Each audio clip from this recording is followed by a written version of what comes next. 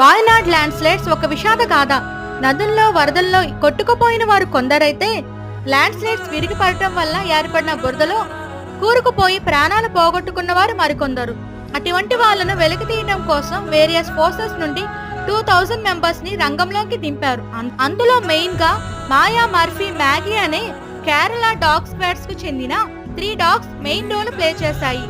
మాయా మర్ఫీని human remains detection dogs అని పిలుస్తారు, ఎందుకంటే అవి ఎంత లోతులో ఉన్నా డీకంపోజ్డ్ బాడీస్ అయినా ఈజీగా డిటెక్ట్ చేయగలవు.